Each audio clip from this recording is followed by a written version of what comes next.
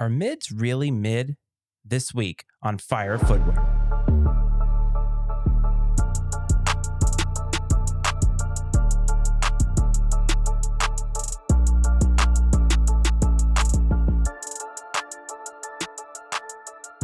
What's up, everyone? Welcome back to another episode of Fire Footwear, a sneaker podcast. I am your host, Matty Ice. I hope that this finds you well, and I hope that you enjoyed the last episode. I talked about hype. And before that, in the return episode, I talked about what does it mean to be an old head in sneakers. And it's funny because in the inspiration for this particular episode, I was thinking about both of those things because the topic that I mentioned at the top of the show, mids, specifically Jordan 1 mids, are about the least hyped and least loved thing by most old heads out there. And it got me to thinking, I wonder why that is. Now, Air Jordan 1 mids are probably the most hated on thing when it comes to mainstream sneakers and sneaker culture. The Air Jordan 1 is probably the most loved and coveted silhouette in all of sneakers. I'm not really sure that there's that much debate when it comes to that because it was the first one. Michael Jordan made it famous, and we have since blossomed from there to what we have today. It's actually pretty amazing if you think about it. The Air Jordan 1 holds a special place in sneakerhead culture because of the fact that it was the first, and it is really steeped in history and nostalgia. And we today in 2022 love both of those things, more specifically nostalgia. When we are tapping into nostalgia at every single turn, something like the Air Jordan 1, which is representative of all of that kind of thing, plus representative of the culture today. And it's very much, I think it's very much a medal that you put up on a rack somewhere or a trophy. If you have a really coveted Air Jordan 1 high top, that means or it feels like you have made it in terms of sneaker collecting.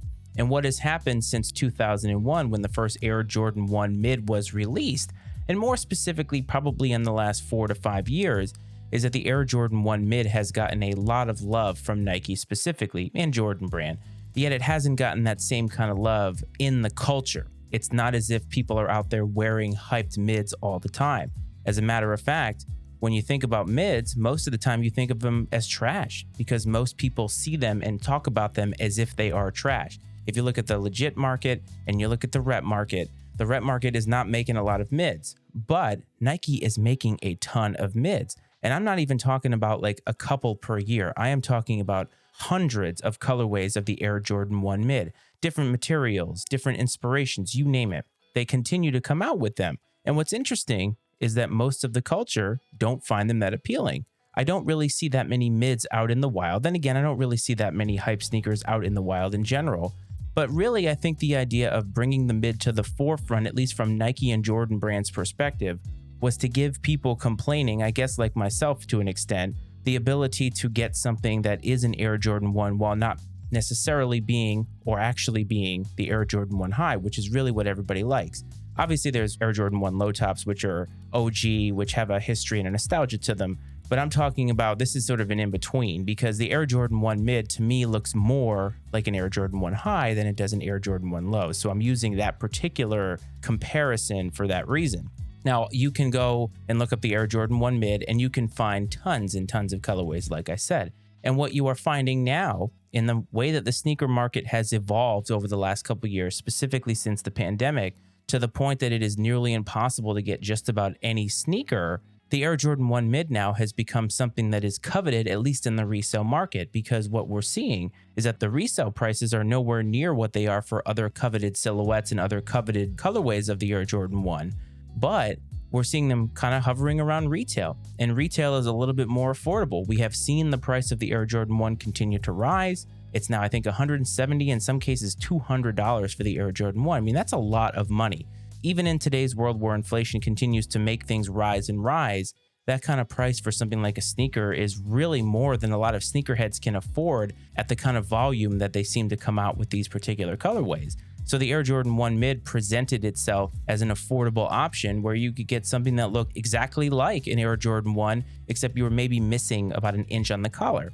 But the thing that's interesting about this is that they use the word mid. Now, I understand the word mid in this particular case or in this particular context to talk about the height of the collar of the shoe or the height of the shoe in general. But if you think about the word mid, and somebody uses that word to describe something, whether it's your opinion, whether it's your car, your house, whatever, and they say, insert whatever it is so mid, that's really an insult. really what they're telling you is that what you have is poor or average at best. And the Air Jordan 1 Mid, I think with that name, again, I understand that it has more to do with the physical appearance and makeup of the shoe.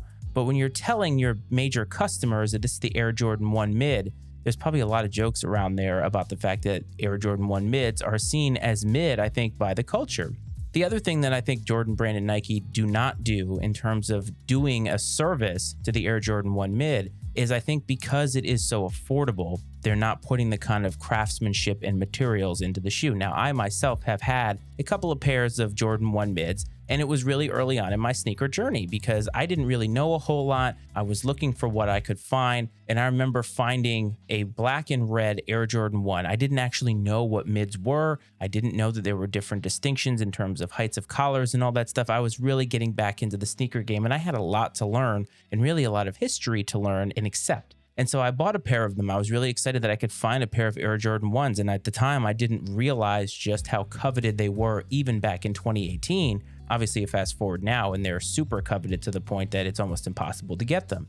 And I wore them. And looking back at the pictures that I had, there was no difference in look in terms of the way that I wear my pants with an Air Jordan 1 Mid and an Air Jordan 1 High. And to me, thinking about it, there was really no difference. And I wonder today why people are so off on it. When I think about the craftsmanship of it, and I look at the Air Jordan 1 Highs that I have obtained since then, and I look at the care and the really quality materials that are put into those colorways, I now realize that the word mid is really embodied in the fact that they don't put the best materials on them. And I think that that is a missed opportunity because there are so many of them that come out. And I guess the whole point of it is if you're giving it the same love in terms of materials as every other shoe that is selling out with a lot less stock, maybe the price isn't as affordable. But I would like to think being able to put actually good leather on it, a little bit of suede, having some of those nice buttery leathers and materials on it really wouldn't set them back in terms of costs. And we, the consumer, could pay maybe $10, $15 more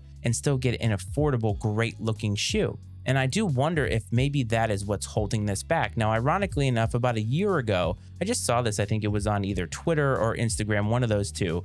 Michael Jordan himself, the man who is behind all of this. And we know that if Michael is wearing something, or really any celebrity, but Michael in particular, I think people stand up and notice. And I believe he was at some type of a charity event. It was some basketball related thing, and he had mids on. And I just remember the internet losing their shit because they were like, oh my God, the GOAT is wearing Air Jordan 1 mids. And for like a day, everybody thought that they were cool. Now, there haven't even been a lot of collaborations. I think that's the other thing that delegitimizes the idea of the mid being part of the sneaker lore these days and being an accepted member of the catalog in terms of Air Jordan 1s. And I think it is the lack of any reasonable or hype, for lack of a better term, collaboration with somebody, whether it's a designer. There have been some, the Melody Asani, Fearless, obviously, that probably put the mids back on the map in terms of, oh, wow, okay, this is somebody who actually means something, who's putting their design eye to it. And those sold out like you wouldn't believe.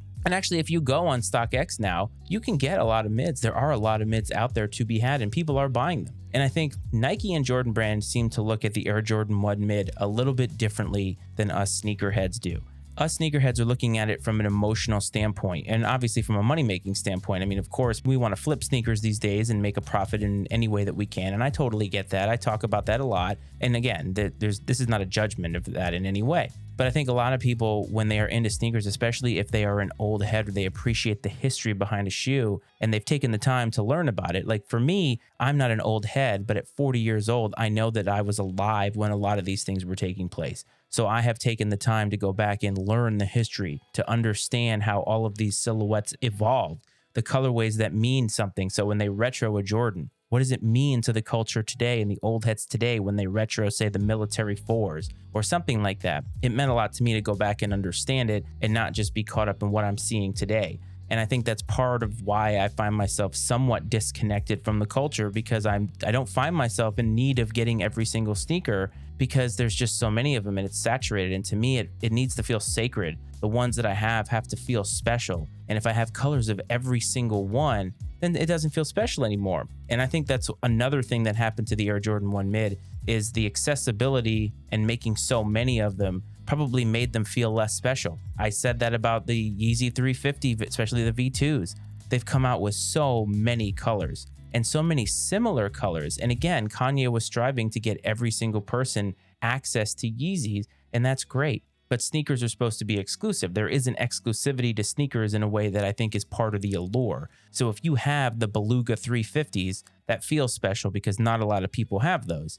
But at the same time, if millions or billions of people have the Yeezy 350, is it that special? Is it any different than a shoe that you can get at Walmart? And if that's the business goal, that's the business goal. And I think that's one thing that sneakerheads or sneaker culture is maybe a little bit divorced from, is that Nike and Jordan Brand are not looking at this from the same lens that we are. They're not looking at it from a nostalgia lens. They're looking at it from a business lens. And we always ask, why do Jordan Brand continue to make Air Jordan 1 mids? And the simplest answer is that people are buying them and they are making money. Sure, they're buying other silhouettes, other colorways of famous shoes, all that stuff. We get that. We know that because every single weekend we're continuing to take L's, whether it's on sneakers or Foot Locker or wherever. But we don't have to be taking L's in other places. And the fact that other people have noticed, hey, I can wait for a mid to come out and go find that. You probably can more easily obtain an Air Jordan 1 mid walking into, say, a Foot Locker or someplace like that. And you probably can actually find some of them at the outlets. That's where I found my pair. So people are buying them. The demand is there. It's just not a demand that is vocalized within major sneaker culture. And maybe this is an extension of our world today in that the vocal majority is not really a majority at all. They're just the loudest part of the culture. So maybe sneaker culture in and of itself is a collection of small pockets of people, but I see it as a bell curve for any statisticians out there. I think the lower 5% don't care at all about anything and will wear all reps. The top 5% are collectors, they're old heads, they are more buried and steeped in the nostalgia of it. And then I think there's the rest of us, the rest of the 90% or so, that are really just about whatever they can get that's available. And I know a lot of people, especially high school kids these days, especially in my neighborhood, they'll buy mids, they'll wear mids because that's all that they can get. And you know what? More power to them. Nike and Jordan Brand are going to continue to do that. But I think if they want the mid to be more accepted in terms of the culture, if they actually care about that kind of thing, then I think what they need to do is put more resources into it. Stop people from potentially gatekeeping on sneakers because a lot of old heads, not old heads, I shouldn't put this on them. I think there are a lot of people in sneaker culture who feel the need to gatekeep people who want to wear Air Jordan 1 mids because, oh, you're not a real sneakerhead. I get it. There's no real history tied to them. They came out with them so far after the original Air Jordan 1 came out, and I understand. You don't feel connected to it. They don't feel really connected or have this place in the timeline of sneakers. But if some teenager wants to wear them, let them wear them. They feel cool. Maybe that's all their parents can afford. And I think that Nike could do themselves a favor by not only catering to the affordable elements of it, but also giving the OG people something to sink their teeth into, something to really hype over. I mean, how hard is it, do you think, for Jordan Brand to put out a really, really killer in terms of quality mid? Like if Ama Manier actually came out and gave us an Air Jordan 1 mid, do you think people would buy it? 1,000%. And I really wish some designer somewhere or somebody at Nike or Jordan Brand would think about this and surprise the absolute hell out of us and really set everything into a tailspin by making Air Jordan 1 mid just as popular as the Jordan 1. Let me know what you think of the Air Jordan 1 mid. I know that most people who listen to this show are not going to like it. You're going to tell me you hate it, and that's fine. Fire Footwear Pod on IG is the place to find me for sneaker-specific content. If you want to get in touch with me related to anything else, it is Twitter at Matty Ice Freights is the handle, and visit mattyicemedia.com for the other podcasts that not only I am a part of, but so many of my friends are a part of. We're trying to put out new stuff, whether it's sneaker-related content or other stuff. Sometimes these things fall in multiple worlds and you can kind of go back and forth. The sports world is full of people with sneakers and stuff like that. So follow me there. I continue to tell you this, but it still never gets old. I appreciate everybody who tunes into this show. It means a lot to be doing this again, to have the inspiration to talk about sneakers on a weekly basis. And I would love to know if there's something that you'd like me to talk about. So hope this finds you well. I hope this finds you safe. I hope that you are rocking the footwear that you love, that makes you feel good. And as always, folks, I will talk to you all next week. Peace, sneaker lovers.